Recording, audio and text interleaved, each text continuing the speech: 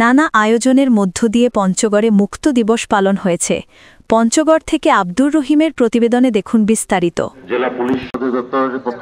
এ উপলক্ষে শনিবার ২৯ নভেম্বর সকালে মুক্তিযোদ্ধা স্মৃতিস্তম্ভে ও পঞ্চগড় জেলা পরিষদের সামনে বৌদ্ধভূমিতে শ্রদ্ধাঞ্জলি অর্পণ করা হয়।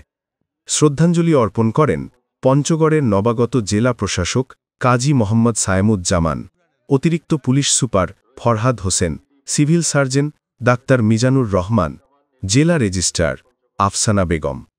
পরে একে একে বীর মুক্তিযোদ্ধা, জেলা ও উপজেলা প্রশাসনের বিভিন্ন স্তরের কর্মকর্তা শ্রদ্ধাঞ্জলি অর্পণ করেন। শ্রদ্ধাঞ্জলি অর্পণ শেষে শহীদদের স্মরণে বিশেষ মুনাজাত হয়। পরে পঞ্চগড় জেলা প্রশাসনের আয়োজনে মুক্তিযোদ্ধা স্মৃতিস্তম্ভ চত্বর থেকে একটি বর্ণাঢ্য শোভাযাত্রা বের করা হয়। শোভাযাত্রাটি শহরের বিভিন্ন সড়ক প্রদক্ষিণ করে শহীদ মিনার চত্বরে এসে শেষ হয়। শোভাযাত্রা শেষে কেন্দ্রীয় শহীদ মিনার চত্বরে আলোচনা সভা অনুষ্ঠিত হয়।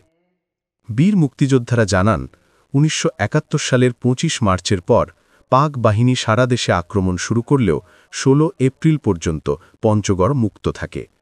পাক বাহিনী সড়ক পথে এসে ১৭ এপ্রিল সকাল ১০:৩০টায় পঞ্চগড় দখল করে নেয়।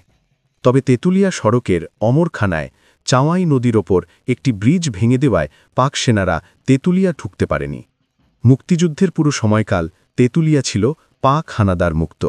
মুক্ত অঞ্চল হিসেবে তেঁতুলিয়া সব কর্মকাণ্ডের তীর্থভূমিতে পরিণত হয়। ১ নভেম্বর থেকে মুক্তিবাহিনীর সঙ্গে ভারতীয় মিত্রবাহিনী যৌথভাবে আক্রমণ শুরু করলে প্রতিদিন নতুন নতুন এলাকা মুক্ত হতে থাকে। পর্যায়ক্রমে পাক বাহিনীর ওপর আক্রমণ চালিয়ে ২০ নভেম্বর অমরখানা, ২৫ নভেম্বর জগদলহাট, ২৬ নভেম্বর সিংপাড়া, ২৭ নভেম্বর পূর্ব তালমস সহ একই দিনে আটোয়ারি, মির্জাপুর, ধামর, শক্রু মুক্ত হয়।